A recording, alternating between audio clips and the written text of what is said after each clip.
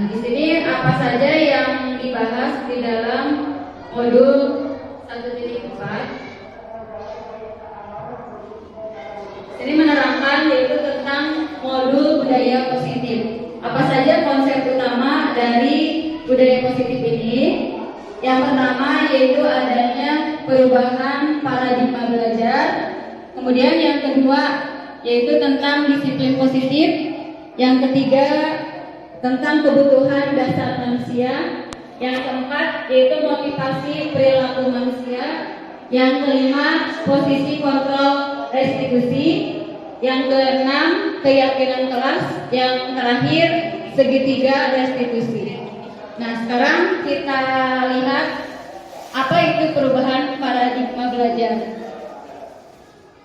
Nah, di sini disebutkan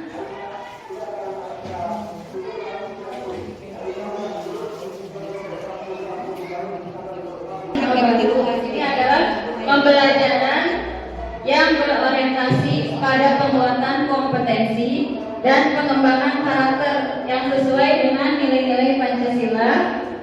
Kemudian pembelajaran yang berpusat pada murid sesuai dengan kebutuhan dan tahap pengembangannya, seperti yang dibawa filosofinya oleh Ki Hajar Dewantara. Nah, untuk selanjutnya disiplin positif. Apa itu disiplin positif? Mungkin guru-guru di sini sudah mengetahui banyak ya tentang disiplin positif.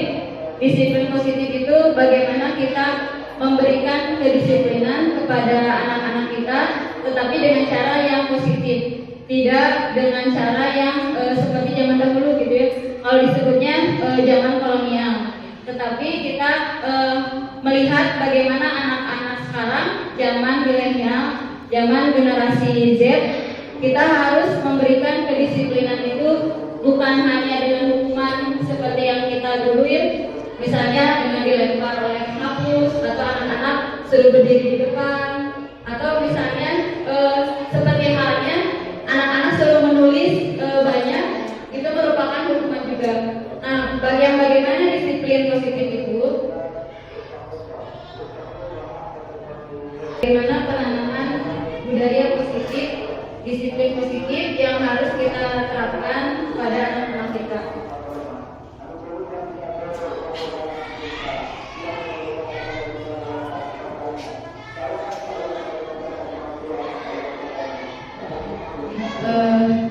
Di sini disebutkan bahwa dengan adanya disiplin positif, bahwa kita harus membuat kesepakatan kelas terlebih dahulu.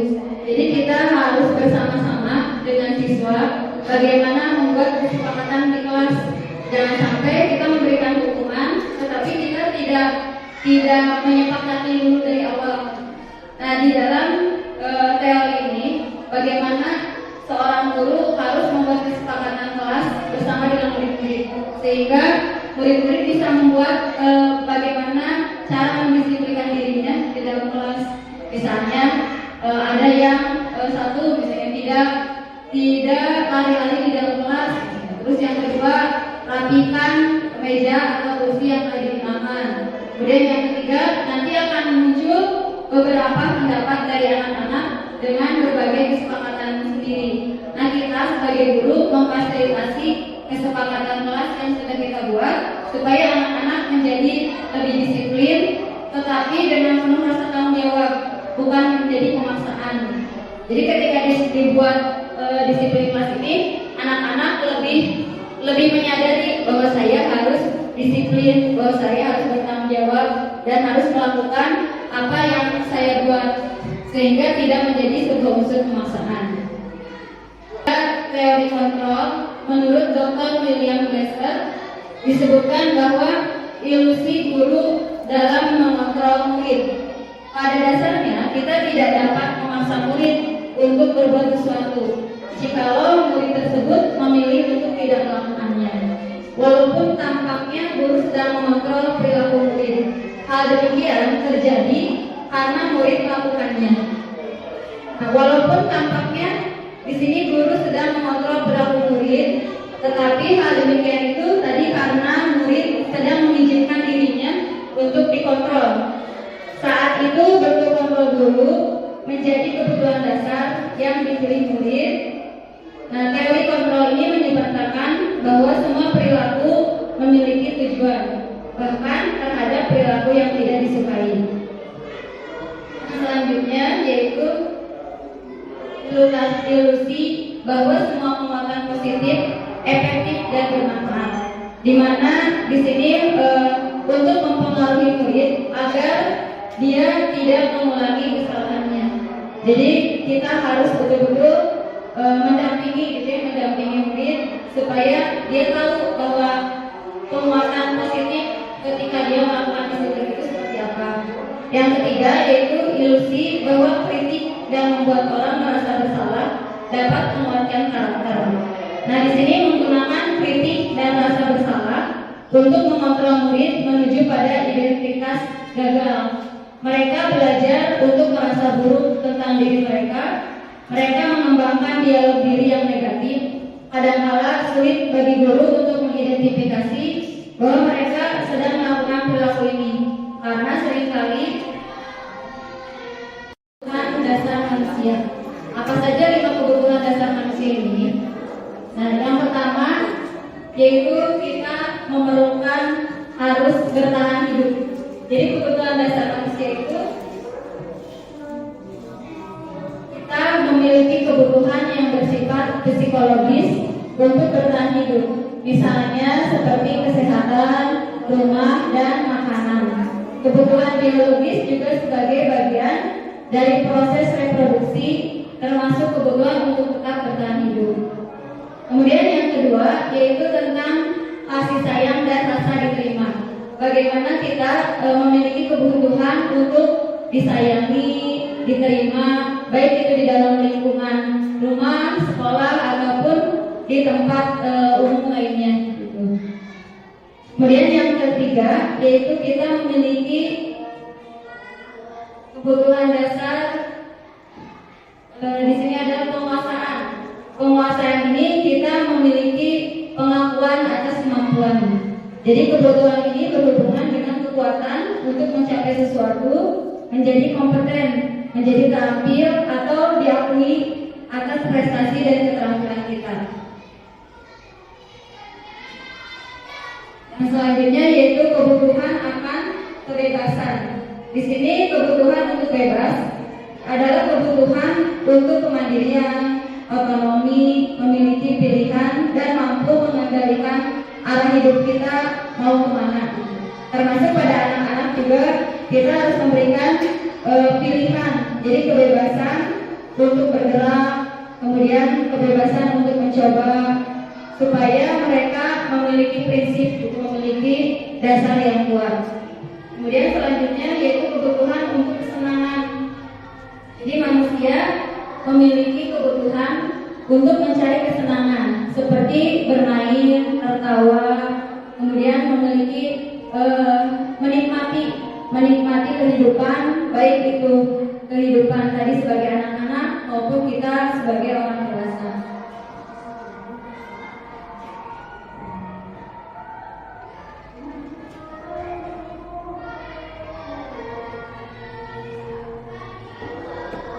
Selanjutnya yaitu di sini ada restitusi 5 posisi kontrol. Apa saja 5 posisi kontrol ini? Kita lihat.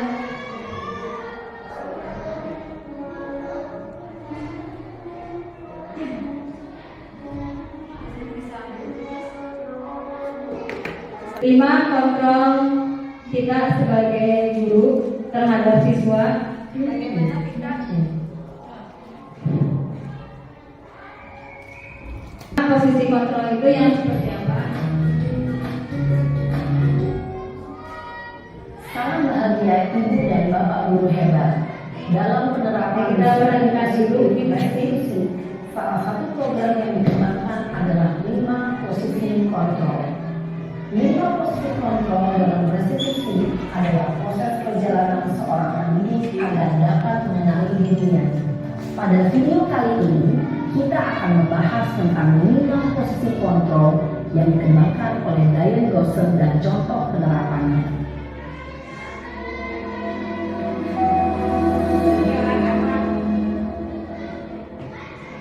5 posisi kontrol itu adalah: 1.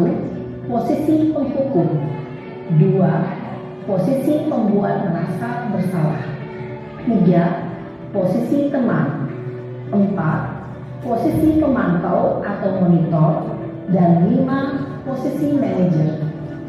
Untuk lebih memahami kelima posisi tersebut, mari kita saksikan kasus Naren yang terlambat hadir 20 menit di sekolah dan melihat bagaimana kelima posisi kontrol dalam menghadapi masalah tersebut.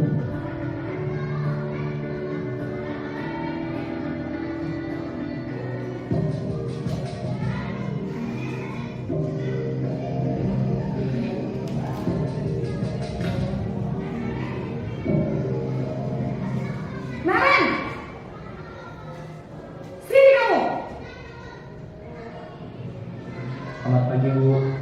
Selalu terlambat. Kamu deh, pasti terlambat. Maaf, Bu. Saya Apa?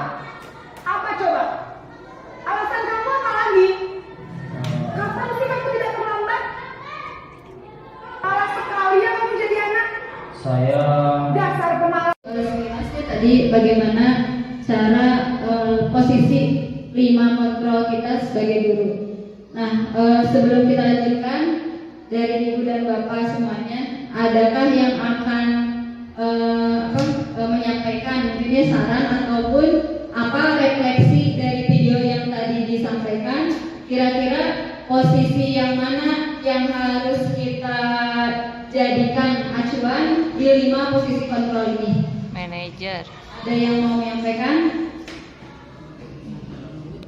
Posisi tadi pertama sebagai penghukum, sebagai teman, sebagai merasa bersalah, sebagai yang manajer. Nah, kita di sini posisinya yang menjadi guru itu sebaiknya kita di posisi yang mana? Ya, mana Bu Eka? Mungkin yang saya alami sebagai teman, ya, karena anak-anak memang perlu perhatian yang ekstra. Terus anak-anak kan kadang-kadang kalau misalkan memang seperti itu kesiangan, biasanya memang alasannya seperti itu, ya, alasan bangun kesiangan, terus mamanya membangunkan. Ya, menurut saya pribadi, ya, yang saya pakai apabila memang ada anak yang kesiangan, ya itu seperti itu, ya, seperti teman dengan bahasa kita anak, gitu ya, dengan bahasa yang lembut. Nah, itu maksudnya begitu. Terima kasih kepada Bu Eka yang sudah menyampaikan refleksinya, di mana Bu Eka menyampaikan pendapatnya sebagai guru kita harus memposisikan sebagai teman. Nah, untuk yang lain ada yang akan menyampaikan pendapatnya, kira-kira dari 5 posisi kontrol ini mana yang harus kita tiru, yang harus kita menjadikan acuan kita di dalam memberikan budaya disiplin positif kepada anak-anak kita.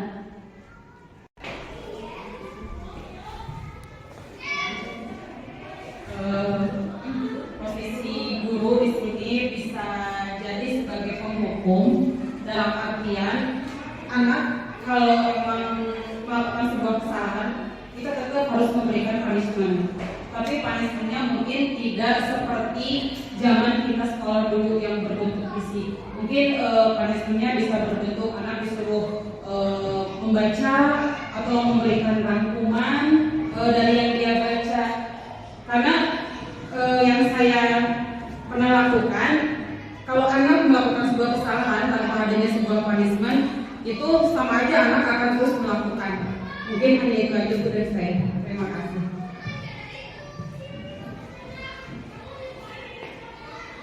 Terima kasih kepada Bu Ai yang sudah menyampaikan refleksinya. Ada lagi yang akan mau menyampaikan refleksinya tentang video yang tadi disampaikan atau kita lihat bersama-sama.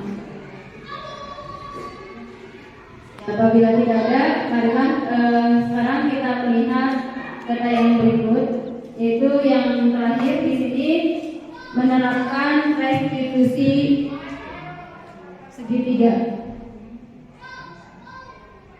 Nah, dari restitusi segitiga ini tadi nyambung dengan bagaimana kita harus memiliki posisi kontrol di dalam kelas. Kemudian kita membuat keyakinan kelas, apa yang harus kita lakukan di dalam kelas ketika kita mau membuat budaya disiplin terhadap anak-anak. Di sini restitusi adalah proses menciptakan kondisi bagi murid untuk memperbaiki kesalahan mereka, sehingga mereka bisa kembali pada kelompok mereka dengan karakter yang kuat, menurut dosen tahun 2004. Nah, restitusi bukan untuk menebus kesalahan, tetapi sebuah tawaran dan bukan paksaan. Restitusi fokus pada solusi dan dapat mengembalikan murid yang berbuat salah pada kelompoknya. Nah, seperti tadi ada yang sebagai teman, kemudian sebagai manajer, di mana kita sebagai guru untuk saat ini mungkin sebagai penghukum itu tidak dianjurkan bagaimana kita menghukum anak-anak, apalagi dengan bentuk fisik. Nah, dengan bentuk seperti anak-anak harus menulis sekian halaman, nah itu juga sudah merupakan bentuk hukuman. Nah, bagaimana kita mengembalikan hukuman ini bukan berupa hukuman, tetapi menjadi budaya disiplin positif gitu. Nah, di sini kita harus diutamakan menjadi seorang manajer dan seorang teman. Restitusi fokus pada solusi dan dapat mengembalikan murid yang berbuat salah pada kelompoknya. Nah, segitiga restitusi ini ada juga ya di PFM. Di sini dijelaskan bahwa restitusi segitiga restitusi ini yang pertama yaitu kita harus menstabilkan identitas. Yang kedua harus memvalidasi tindakan yang salah yang ada pada diri anak-anak. Yang ketiga menanyakan keyakinan kelas kita. Misalnya di sini ada sebuah pertanyaan. Di dalam yang pertama kita harus tadi menstabilkan dulu identitasnya. Misalnya kita bertanya kepada anak, kira-kira kenapa anak itu melakukan kesalahan? Seperti halnya misalnya tadi ya ada kasus anak yang misalnya ditonjok ataupun misalnya berantem di kelas. Kita tidak boleh menghakimi sebagai guru, menghakimi lihat dia menonjok gitu, terus atau dia lagi berantem, menendang atau dibully atau lainnya. Tapi kita tanya dulu, ditanya dari berbagai pihak, misalnya dari anak A apa, dari anak B apa. Kita bisa melihat kesalahannya itu ada di sebelah mana. Jadi jangan sampai kita mengambil satu kesimpulan bahwa ketika kita melihat yang menonjoknya si B, kita salahkan yang B, padahal mungkin yang memulainya adalah A misalnya. Jadi disinilah perlu menstabilkan identitas. Yang kedua, validasi tindakan yang salah. Jadi ketika misalnya ada anak yang melakukan kesalahan, misalnya seperti di kelas 2 ada yang berebut gambar atau berebut apa. Nah, atau misalnya tadi kesiangan, kita harus memvalidasi tindakan yang salah di sini bahwa setiap orang itu akan melakukan satu kesalahan. Jadi tidak semua orang selalu berbuat benar. Kita mungkin suatu saat akan berbuat kesalahan. Tapi harus menjadikan bahwa salah itu untuk yang bisa ditolerir tidak apa-apa. Tapi kita harus bagaimana cara memperbaiki kesalahan itu. Jangan sampai anak ketika berbuat kesalahan kita biarkan tanpa ada solusi atau tanpa ada perhatian bahwa dia akan terus mengulangi kesalahan itu. Tapi jadikan dia supaya menyadari bahwa kesalahan itu tidak baik yang dia lakukan, kemudian harus diperbaiki menjadi lebih baik. Yang terakhir, menanyakan keyakinan. Ketika seorang anak misalnya berantem atau tadi berebut atau apa ya, nah atau membuli, misalnya ada A membuli B, kemudian berkeroyok, berkumpul dengan teman-teman yang lain, kita tanyakan apa keyakinan kelas yang kita buat, atau keyakinan kelas ini tata tertib ya. Apa tata tertib yang ada di kelas kita? Misalnya tidak boleh mengejek teman. Nah, ketika kamu mengejek teman, berarti kamu sudah membuat kesalahan, yaitu melanggar tentang keyakinan kelas yang mana gitu. Terus anak-anak diingatkan terus dengan kesepakatan kelas sehingga mereka tidak melanggar semua kesepakatan yang sudah kita buat bersama. Setelah itu setelah anak-anak dilakukan tadi yang 3 hal ini, stabilkan identitas, validasi tindakan yang salah, menanyakan keyakinannya, lalu kita buat dari ketiga ini supaya anak ini dia tidak mengulangi kesalahan yang sama dan bisa berbuat yang lebih baik lagi ke depannya.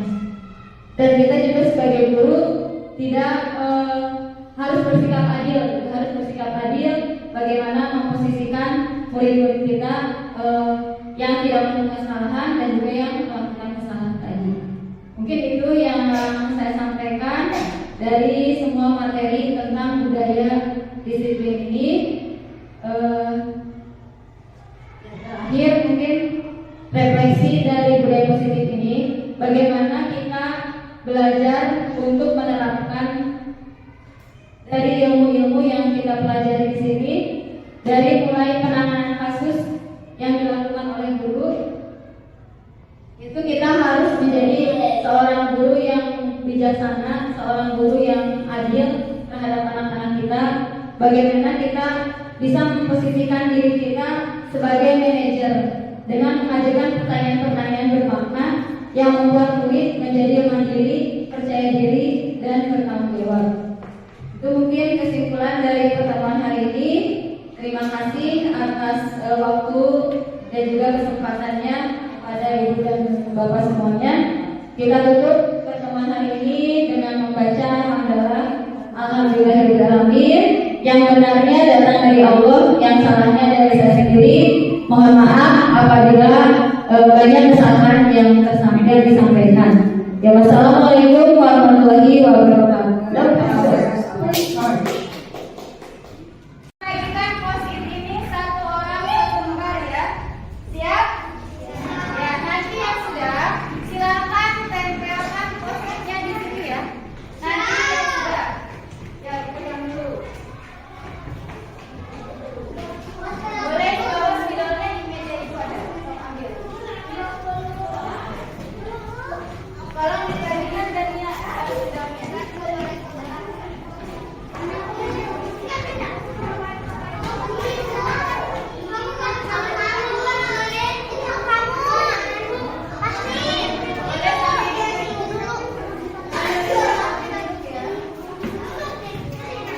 Nanti bergantian spidolnya.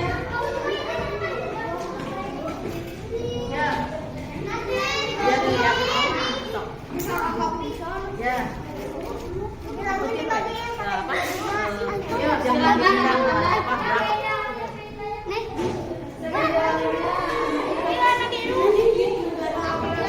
Silakan dibagikan, yang lain boleh duduk dulu ya. Nah,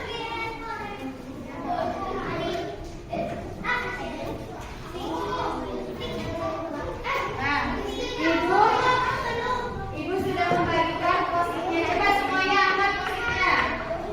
Apa gunanya post-it ini tadi? Untuk membuat apa?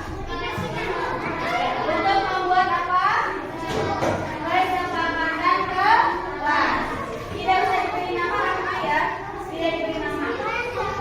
Yang sudah ada spidolnya, silakan anak-anak tuliskan apa kesepakatan yang ingin anak-anak terapkan di kelas kita. Ya, mulai boleh dibuat.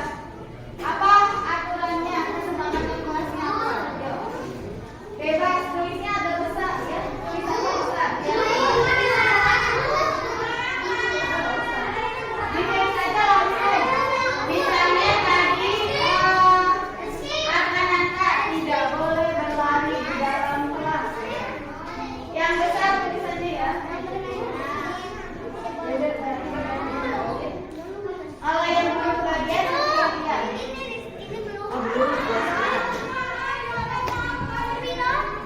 Spidol nanti bergantian ya.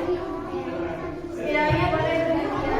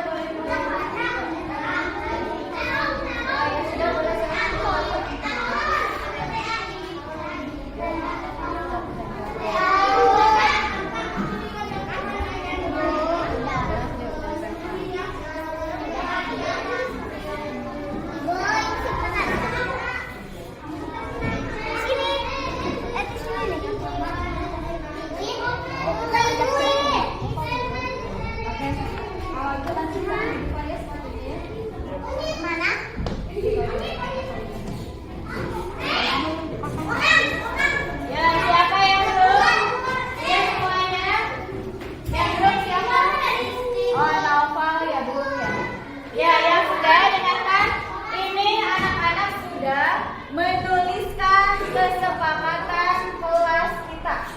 Kesepakatan kelas 2C. Ayo Nova, bawa lagi spidolnya Nova. Ya, yang sudah boleh ditempel. Cari tempat yang kosong.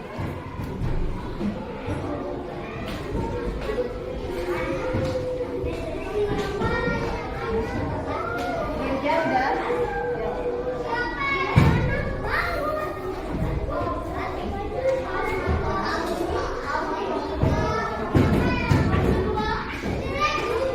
Nah, ya tepuk tangan semuanya. Tepuk tangan. Coba tepuk. Visi. Tepuk salut. Salut. Salut harus kompak. Ulangi. Tepuk jempol aja ya. Tepuk jempol. Jempol kiri.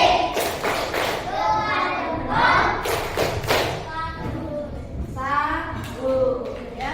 Nah, sekarang anak-anak sudah selesai. Semuanya yang ada di sini adalah kesepakatan kelas 2C. Coba kita bacakan satu persatu. Apa saja yang sudah anak-anak tulis di dalam kertas post-it ini berarti sebagai kesepakatan kelas 2C. Apa itu kesepakatan kelas?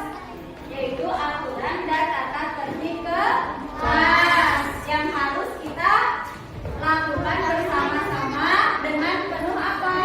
Tanggung jawab. Silvi mau kemana? Nah, perhatikan. Ya, ibu akan bacakan satu-satu. Satu.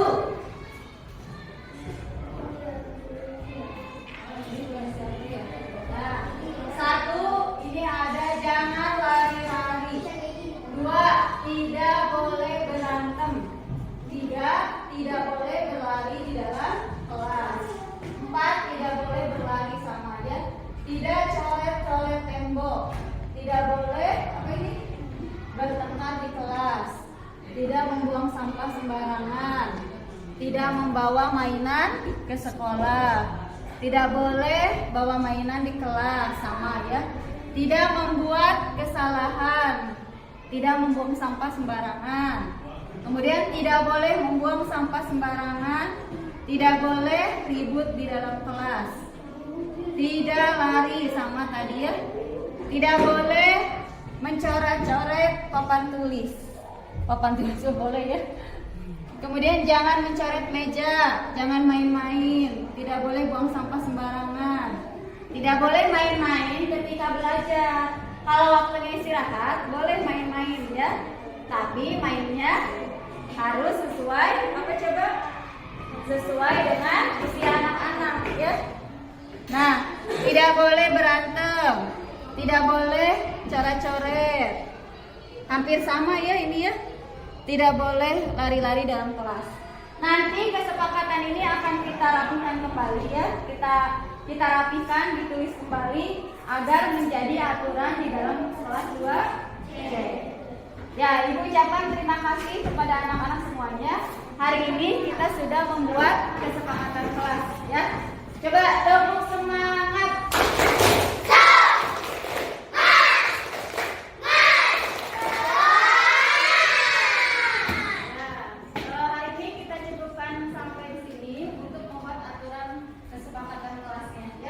Kita sambung kembali besok. Kemudian perhatikan aturan kesepakatan kelas yang telah dibuat.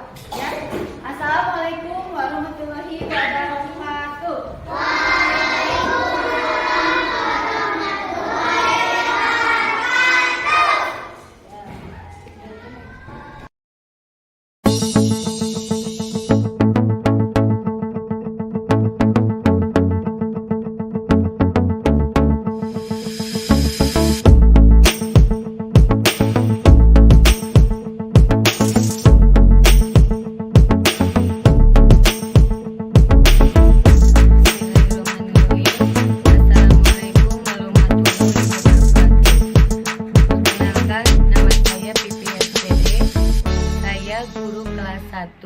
Di SDN 130 Batu Nunggal Sekelimus. Saya sebagai rekan sejawat Bu Yulia Rahayu SPD, beberapa waktu yang lalu Bu Yulia sudah menyampaikan diskriminasi kepada kami tentang pentingnya budaya positif. Saat Bu Yulia menyampaikan materi ini, alhamdulillah sangat bagus dan menarik sekali sehingga bisa dipraktekkan dalam kehidupan di dalam kelas. Untuk membangun budaya positif di sekolah yang berpihak kepada murid yang diawali dalam membentuk lingkungan kelas yang mendukung terciptanya budaya, yaitu dengan menyusun kesepakatan kelas. Kesepakatan kelas yang efektif dapat membantu dalam pembentukan budaya disiplin positif di kelas.